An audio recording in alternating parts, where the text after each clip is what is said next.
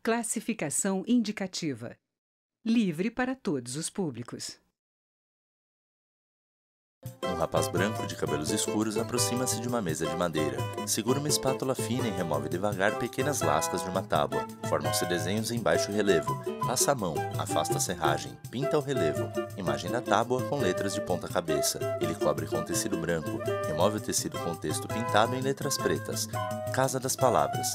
Roberto Seabra, repórter. Olá, a escritora, jornalista e artista plástica Débora Dornelas é autora desse livro aqui, Por Cima do Mar. Exibe o livro. Um romance que se passa no Brasil e na África. A protagonista da história é uma mulher negra que, ao falar, dá voz a muitas outras mulheres e também aos homens. Não tem como ler o livro de Débora e não se sentir parte da história contada por ela. Débora, obrigado por vir ao Casa das Palavras. Eu que agradeço. Eu começo perguntando então pela protagonista, pela Lígia Vitalina, né? Essa mulher existe? Ela existe, mas ela não é, essa mulher não é baseada em nenhuma mulher. Ela, na verdade, representa muitas mulheres brasileiras, né? Débora Dornelas, escritora. De síntese de algumas mulheres, mas principalmente das mulheres negras da periferia. Ela é uma mulher negra da periferia do Distrito Federal. Mas ela não é baseada em nenhuma pessoa que eu tenha conhecido, é uma personagem ficcional mesmo, porque quem lê o livro, eu li muito rapidamente o livro, porque a personagem, né, ela cativa você. Você parece que está vendo uma pessoa aqui na sua frente, né? Ah, assim, que bom. Eu quero conhecer essa mulher. Quem é essa mulher? Né?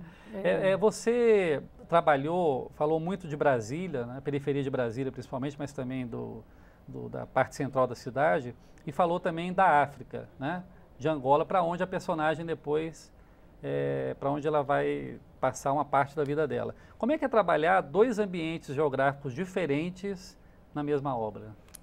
Foi um desafio, né? Porque Brasília para mim é uma coisa orgânica, né? Porque eu sou criada aqui, conheço bem a cidade. Apesar de que a Lígia Vitalina é uma personagem ceilandense, né? Ela não é do plano piloto. Então o olhar dela para o plano piloto é um olhar de fora para dentro. E eu, como sou uma pessoa do plano piloto, tenho um olhar de dentro para fora. Mas eu tive que fazer um exercício de me colocar no lugar de uma pessoa que está olhando de fora, né? E a parte de Angola, na verdade, foi quase uma coisa natural, porque esse romance nasceu de um conto, e no conto ela já ia para Angola. Esse conto é muito antigo, deve ter, sei lá, uns 7, 8 anos que eu escrevi. E depois ele foi o germe do romance e ela já tinha uma história dela com Angola, porque eu tenho uma ligação com Angola. Então a personagem nasceu primeiro? Nasceu primeiro. Depois nasceu ela a nasceu história. Já com bastantes características que ela tem, que ela manteve. Mas ela era mais melancólica, ela não era tão aguerrida, ela foi ganhando um monte de características ao longo da escrita do romance, sabe? Ela foi ficando uma personagem mais rica. Ela era muito mais deprimida, talvez, quase mártir, assim, e eu não quis deixá-la com essas cores, né? Eu preferi fazer uma personagem mais forte, que pegasse a rédea da sua vida, né? E essa história de Angola foi uma espécie de maneira de fazer ela retornar para a história da família materna dela, né? Que é uma família de angolanos, né? Até onde se sabe, porque ela é negra, a família da mãe é toda negra, a família do pai não, o pai é um candango cearense branco, ou caboclo, né? Mas a mãe era uma mãe negra e filha, neta, bisneta de negros, provavelmente vindos da Angola. Então, de certa forma, ela faz o caminho Ela faz um caminho de volta, é uma espécie de viagem de retorno, né? Mas é uma viagem de retorno que ela faz sem saber que está fazendo, porque, na verdade, ela conhece uma pessoa, que vem a se tornar marido dela depois, e eles se apaixonam, e ela vai para Angola para estar com ele. E lá ela encontra pedaços das suas raízes, né? Falar nisso, a Lígia Vitalina, né? Lígia, toda que a gente fala Lígia, outra hora fala Vitalina, ela é a primeira mulher, primeira pessoa da família dela a entrar na universidade. Aliás, ela é a primeira em um monte de coisas, né? De certa forma, você criou uma personagem que é um pouco retrato dessa nova mulher brasileira hoje, que está querendo se colocar mais, querendo, né, enfrentar a vida e se colocar no mercado. Acho que principalmente uma mulher negra brasileira, porque Sim, ela é uma negra brasileira que estudou num momento da história do Brasil em que não havia as cotas ainda, né? Ela teve uma trajetória muito difícil para chegar, para ascender socialmente e para ter acesso ao estudo, a coisas que ela valorizava, porque a família dela é uma família de pessoas muito humildes. O pai era pedreiro, a mãe era um candango, né? Candango, o pai dela é candango, veio para Brasília em 59, a mãe é uma mineira cozinheira e a tia é babá e empregada doméstica. Então ela não se identificava com esses papéis, ela não aceita esses papéis. Então ela vai atrás. Hoje em dia, em 2018, a gente tem visto muito isso acontecer, mas no ano em que ela entra na UNB, que é 87, o confronto que ela tem com aquela classe social nova, onde ela vai circular com os brancos do plano piloto, ela é uma negra da Ceilândia, é um confronto violento, na verdade é um encontro violento, mas ela abre caminho, né? Ela desbrava isso, né? E depois isso é transportado para a África, né? E na África, na verdade, ela reencontra a ambiência familiar que ela tinha perdido. Porque quando ela vai para a África, ela já não tem mais pai, nem mãe, nem tia. Ela está órfã, né? Perdeu as raízes. Perdeu as raízes e aí ela vai reencontrar a família do marido com a qual ela se identifica muito. Então, é quase como se fosse voltar para o ninho, né? Uma coisa parecida com isso, né? Débora, você também fala no seu livro, em vários momentos aqui, a questão da violência urbana. É um tema muito marcante e recorrente no seu livro, né? Mas, ao mesmo tempo, não é um livro, assim, pesado, não é um livro que você, né, lê com muita dor. Imagino que você lançou mão de algumas técnicas para tratar desse tema de forma mais leve. A poesia, por exemplo, eu sei que você também é poeta, escreve, né? Como é que você trouxe a poesia para temas assim tão duros? Como é que foi isso? Na verdade, quando eu comecei a escrever, eu sou uma pessoa uma escritora muito, vamos dizer, a poesia para mim é orgânica. Então, eu escrevo poesia há muito tempo, mesmo que não fosse boa poesia, mas eu escrevo há muito tempo. Então, quando eu comecei a escrever narrativa, eu percebi que a poesia contaminava a minha narrativa o tempo todo. Então, eu caía na prosa poética com muita facilidade. Era uma espécie de zona de conforto, assim. Isso é bom, porque essa separação que existe aí, poesia, prosa, é um pouco artificial, porque você né? pode narrar coisas num poema. Claro. Então, eu comecei a trazer a poesia para dentro e depois eu descobri que a Lígia podia ser poeta. Débora Dornelas, escritora. Não tem uma história de poeta, ela não estudou literatura nem nada, ela é só uma leitora e uma historiadora. Mas ela gosta de escrever, porque escrever para ela é uma maneira dela se curar de algumas coisas, é quase uma terapia, ela vai fazendo isso ao longo da vida, mas ela começa a escrever poesia. E os momentos mais tensos do livro, quando ela tem que narrar uma coisa muito violenta da história dela, ela que está contando, são memórias, né? Ela está reunindo memórias. Não, o livro se passa na primeira pessoa, né? Só para explicar para o telespectador. É ela que está contando, né? Ela resolve reunir essas lembranças, que são lembranças da vida toda dela. Ela está, num momento em Angola, parada, porque precisa fazer um repouso, e ela aproveita esse repouso para escrever. É isso.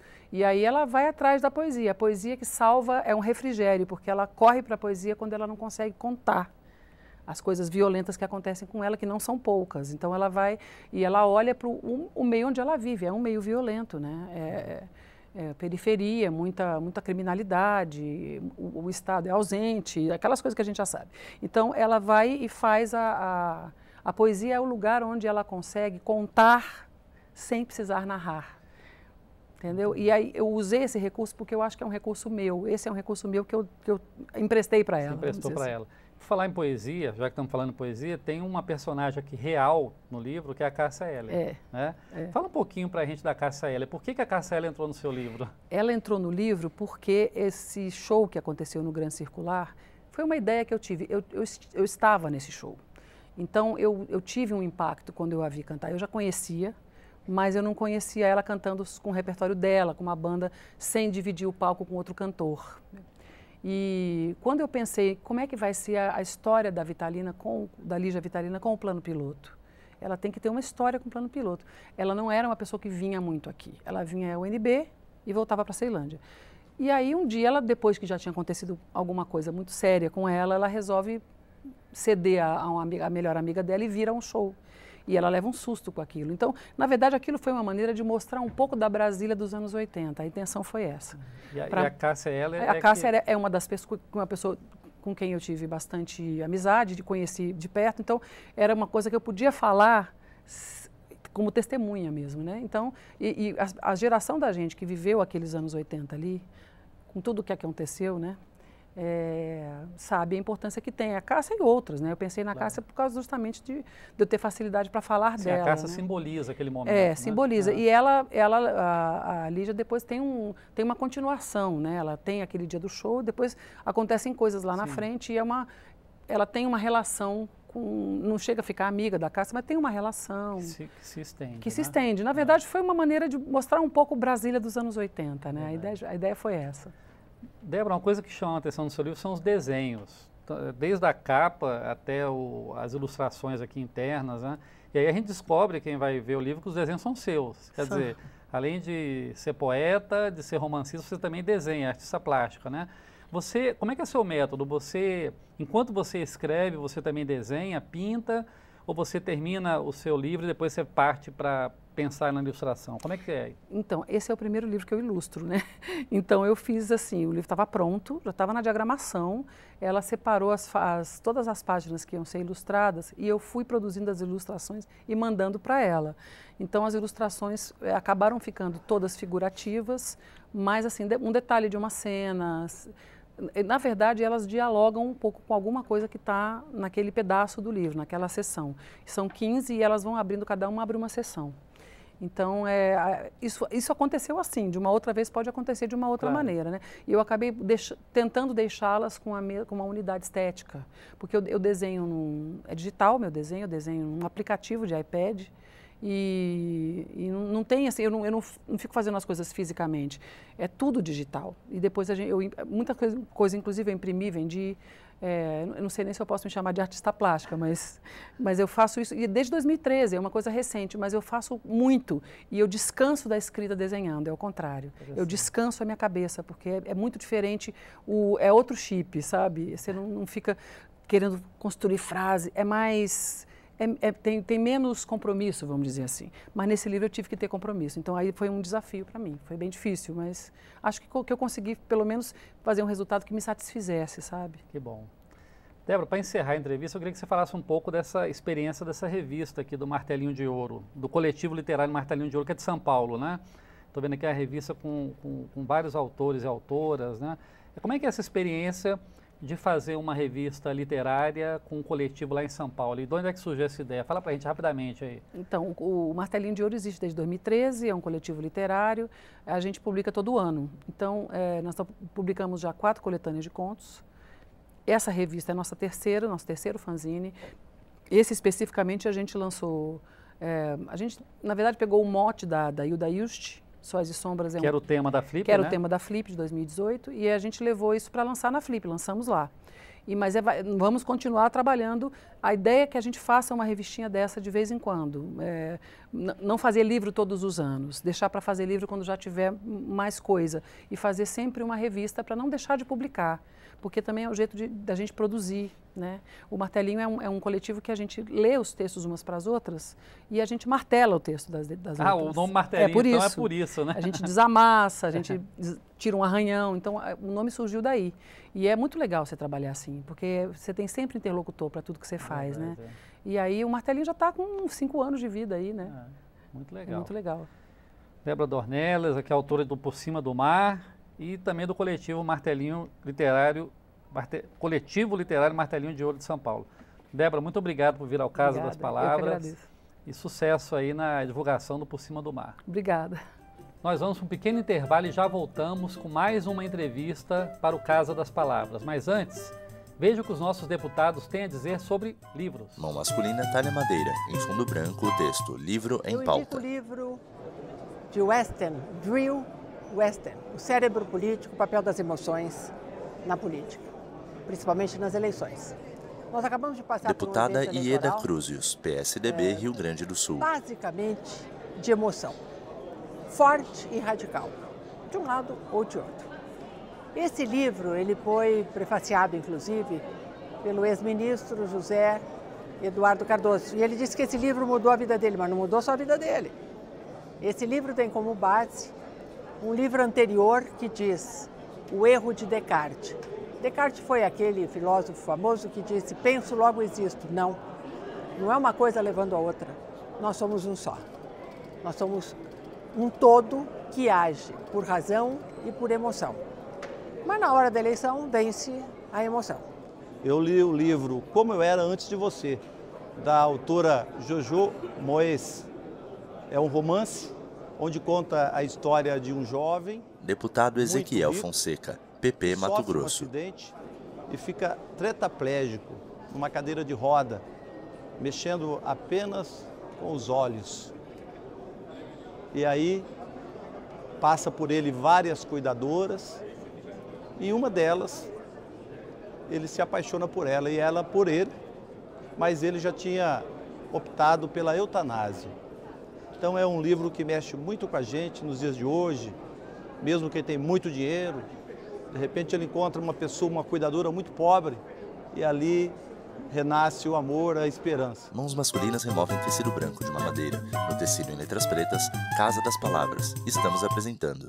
Mãos masculinas removem papel branco de uma madeira. No papel em letras pretas, Casa das Palavras. Voltamos a apresentar. Nós bem Paulo sabemos José que Cunha, a vida é repórter. essencialmente tragédia, embora existam os palhaços, os humoristas e os comediantes, mas estes, com certeza, existem apenas para nos dar algum momento de distração diante dessa imensa tragédia humana em que nós estamos mergulhados. Nos contos, na poesia enxuta que vem produzindo ao longo de toda a sua trajetória, Emanuel Medeiros Vieira tem como substrato do seu trabalho a tragédia, basicamente. A tragédia. E é através dela que ele se revelou um escritor de múltiplas possibilidades e que foi elogiado por grandes nomes da literatura brasileira, como a gente vai ver ao longo dessa entrevista especial do Casa das Palavras. Eu gostaria, antes de mandar, de agradecer ao Emanuel pela gentileza de nos receber e nos dar o prazer dessa conversa. Eu agradeço,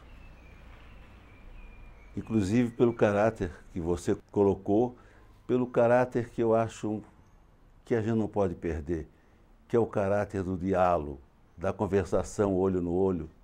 Nem tudo é fake news. Eu acho que tudo pode ser verdade, pode ser esperança mesmo na tragédia. Alguém perguntou para o outro, por que a gente faz arte? Emanuel Medeiros, escritor e poeta. E alguém respondeu, porque a vida só não basta. Ferreira Goulart. Ferreira Goulart. Foi quem disse isso. Você uma vez disse, escrevemos para perdurar, para vencer a poeira do tempo, para despistar a morte, para regar nossos fantasmas e obsessões, para nos comunicar. Você continua com essa mesma convicção, Sim, Manuel? Eu acredito que no tempo que nos é dado, mesmo com as dificuldades do próprio tempo das nossas vidas, eu sempre acredito que é possível fazer. Lembro de Gramsci que dizia, é preciso manter o pessimismo da inteligência e o otimismo da vontade. Eu acredito que no ato, não estou dizendo só de escrever, pode ser de filmar, de pintar, de fazer uma escultura, de desenhar, pode ser uma cozinheira na cozinha, pode ser um jardineiro, um bom servidor público. Eu acho que a gente pode deixar alguma coisa de pleno, de inteiro. Manuel, deixa eu ler um poema curto seu, do livro Inventário da Travessia, que se chama O Gosto do Beijo. Só quando perdemos sabemos o quanto nos falta. Só se reconhece o gosto do beijo quando é cinza, pétala ao vento. Valoriza-se o úmido abraço quando ele não é mais. Resta-nos a memória. É sempre findo esse amor. Quando eu falei que você dá uma dimensão trágica a tudo que escreve, eu me referi a esse tipo de produção poética e que também está nos seus contos. De onde vem essa tragédia, no melhor sentido da palavra, Sim, sim. que permeia toda a sua produção literária? Sim, sim. É muito interessante a sua pergunta. Eu li, eu não vi traço de humor na tua poesia. Na prosa ainda tem um pouco, mas na poesia prosa, não tem na nada. poesia não. É que muitas vezes eu vejo na condição humana, não só na poesia, que se valoriza quando se perde. Falando com português muito claro, não nem literário, né? Então, eu sei que tem essa dimensão trágica no sentido de que, muitas vezes, o gosto do beijo é percebido depois do beijo, que muitas vezes a gente não valoriza o instante. Eu acredito, se eu fosse aí mais romântico no poema, que o ideal seria que um instante, vamos supor, esse instante que todos nós estamos compartilhando aqui, que o instante se convertesse em sempre. Manuel, você na prosa se dedicou muitas crônicas aos contos, e me chamou muita atenção Longa Vida, Capitão. Eu gostei muito. História de Mares. E em Longa Vida, Capitão, você retrata um capitão, uma figura que mora ali no cais, e que convive lá com as prostitutas, com os marinheiros, etc. Já é velho, tanto barrigudo, né, pobre, etc. Mas sempre com aquele sonho de aventuras. Ele só pensa em aventuras e tal, e buscar o tesouro. E ele acredita. E tal, não sei o quê, e ele acreditando nisso até o final. E aí, em determinado momento, você diz que a frase dele, a frase predileta dele, agora nada mais tem importância. E insistindo na sua frase predileta, aí o capitão diz: a aventura acabou no mundo. O capitão é você, e você acredita mesmo que a aventura acabou no mundo? É uma boa pergunta. O capitão, o que é utopia? Até o Eduardo Galeano falava, dá 2 passos à frente, a utopia é a esperança, a distopia não é a esperança. Eu tenho ali, eu acho o seguinte, a gente sempre... Emanuel Medeiros, escritor e poeta. Quando Flaubert disse que Madame Bovary era ele, a personagem, eu acho que a gente, quando escreve, pega material de tudo. Pode ser da tua mãe, da tua mulher, dos teus amigos. E também, eu acho praticamente impossível alguém não pegar alguma coisa da sua subjetividade, de si mesmo. Eu acho que o capitão tem muito, porque, apesar de tudo que eu vi no mundo, e não vi muita coisa também, só coisas boas, né? Eu acredito ainda na utopia. Ou como Dostoiévski diz, eu acho que em Os Demônios, se eu não me engano, que muitos discordam dele, quer dizer que vocês podem discordar também, diante das guerras, ele diz, o amor poderá salvar o mundo, e pergunta, onde que nós perdemos a gênese do amor? Por que nós estamos fazendo tanta guerra? Por que a gente se mata tanto? Onde que perdemos essa gênese, essa origem? O que houve conosco que desse errado assim, das pessoas se matando por dinheiro, se matando? Eu não vejo uma época da humanidade sem guerra, mas ainda, para não parecer uma visão pessimista do mundo, eu posso dizer que se alguma coisa, talvez de maneira franciscana, eu diria que se alguma coisa pode salvar o mundo é o amor. Amor como sentido de doação, partilha e de acreditar, né? Não no sentido vulgar de que tudo vira uma coisa novelesca. Pois é, você está sempre voltando à palavra partilha, você está sempre voltando à palavra doação. Porque no fundo talvez seja uma isso raiz... o tempo inteiro, né? É uma preocupação permanente. Porque talvez pela a formação do meu pai e da minha mãe, que é uma de raiz cristã, eu estudei com jesuítas. Deixa eu citar uma outra coisa que eu acho que lhe envaidece muito. Paulo pega uma folha. Você foi recentemente indicado como candidato ao Prêmio Nobel da Literatura. Olha que coisa, em 2018. Uma entidade americana, e foi até engraçado que meu compadre Paulão, que é colega nosso na Câmara, um aposentado também, ele veio com um amigo, Will, e contou, e eu pensei que fosse pegadinha, né? Você achou que era uma brincadeira? Não, era uma brincadeira. E tinha pessoas que eu soube que ficaram irritadas. O que ele pensa que é? Emanuel Medeiros, escritor e poeta. Disse, olha, tem gente muito maior do que eu, mas não fui eu que me indicou. Né? Não fui eu. Dá a impressão que eu fui nos Estados Unidos, pessoal, Foi lá indique o pedir. Emanuel. Agora, como é, Emanuel, que você, com sua modéstia, você diz que não é merecedor.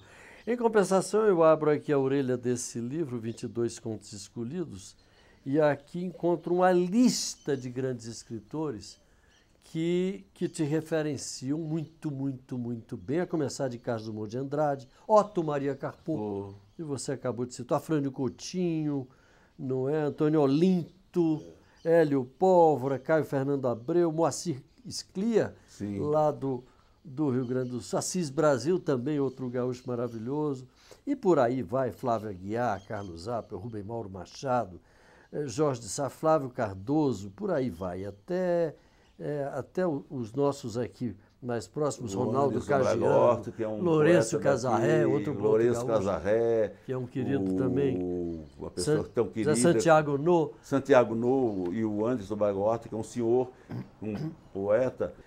Mas a literatura nos salva, Emanuel? Se a literatura não nos salva, eu respondo com máxima convicção do meu coração. A literatura pode nos tornar mais humanos e melhores. Emanuel, foi um prazer recebê-lo no Casa das Palavras. Muito obrigado pela sua participação.